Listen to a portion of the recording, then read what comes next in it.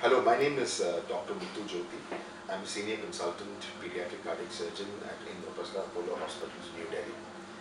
I basically trained at Chennai at Madras Medical College where I did my undergraduation and subsequently did my post-graduation at Postgraduate Institute of Medical Sciences, Chandigarh, and further did my cardiac surgical training again at Madras Medical College. I was in the UK after that for a period of about 9.5, nearly 10 years. I was at the Great Ormond Street Hospital for sick children and at the Royal Crompton Hospital where I spent most of my time. I trained in adult pediatric cardiac surgery and in heart and lung transplantation. But over the time, my area of interest became more towards pediatric cardiac surgery, and I have been practicing now as a full-time pediatric cardiac surgeon for the past 10 years. I have been in Apollo for the past 5.5 years as a senior consultant pediatric cardiac surgeon. Now, as far as Apollo Delhi is concerned, um, we are senior doctors, myself the surgeon, then Dr. Manisha Chakravarti, who is a pediatric cardiologist, Dr. Vikas Kohli is also the senior consultant pediatric cardiologist, Dr. Deepa Sarkar, who is the consultant anesthesiologist, and Dr. Ritesh Gupta, who is the consultant intensivist. We five are looking after all the patients in our own respective ways. We are doing very complex congenital heart diseases and also neonatal cardiac surgery, where we have very complex heart diseases done on kids less than 3 kilos, less than 1 month of age. And we've had fairly very good results. We have done the entire range of complex congenital heart diseases in this hospital. And as you all know, we also have a lot of international referrals of patients from various countries, neighboring as well as far off.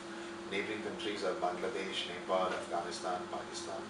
We also have patients from Uzbekistan, Kazakhstan, Turkmenistan, the whole of Africa, Iraq, Sudan, and we've also had some patients from the US and Eastern Europe. At this point of time, I would like to also say that in the last 22 years as a trainee and senior consultant in cardiac surgery, I've had more than 15,000 cases of experience with cardiac surgery in both adult pediatrics and transplantation. In this hospital, since my tenure, I must have done around 1,500 cases in the last 5.5 years. We have had very good results of over the 95% success rate. I'm going to give you a brief update on what the parents should be looking for in their children suspected to have congenital heart disease.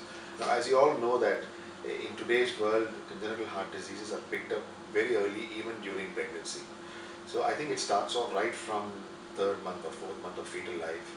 So we have got fetal ultrasound and fetal echocardiography, which is very prevalent in North India and especially in all the tertiary referral centers. So if parents have got any doubts or want to be doing it even for to be on the safe side, it's better to start off with fetal ultrasound and then get fetal echocardiography and find out if their child has got any congenital heart disease. Now, knowing too much of information has got good and bad things. The good is that if the child has got very complex heart disease, then maybe the doctors can persuade the parents to abort the child. But if you know the child has got a condition which is livable, then these kids can be born under very controlled conditions in a hospital setup and then directly transferred to a neonatal ICU where children needing immediate neonatal cardiac surgery can undergo. We have done quite a number of cases in that way in this hospital and have had very good success. Now, as far as after the child is born, I think if the child is not growing well in terms of not feeding, getting very breathless, if they find bluish discoloration of the child's lips and fingernails and in their toes or in their tongue, then I think it calls for attention. Even so, if the child has got evidence of very severe chest infections or recurrent chest infections, that will again prompt the parents to go to a pediatrician, and then when the pediatrician puts a stethoscope and finds a murmur, that is how things open up. Many times there are heart diseases which are never picked up on a routine basis. They are picked up when kids are being treated for some other condition. So parents have to be always on the lookout right from the beginning. And if there's especially a bad obstetric history or previous history of children with congenital heart diseases, or if there is a family history of congenital heart diseases, they have to be on the lookout for this right from the beginning. It starts right from fetal life and then to beyond birth. Beyond birth, as I said, not feeding, being breathless, getting tired, not gaining weight, becoming blue, having episodes of loss of consciousness or recurrent chest infection. These are the common things that parents need to be on the lookout to identify congenital heart diseases.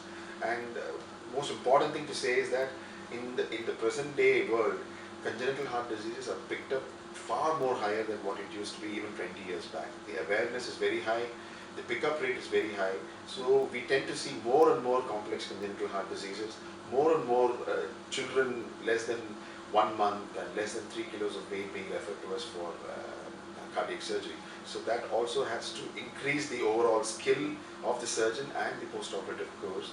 So in a way, all this has improved us to be better doctors and able to deal with very complex problems.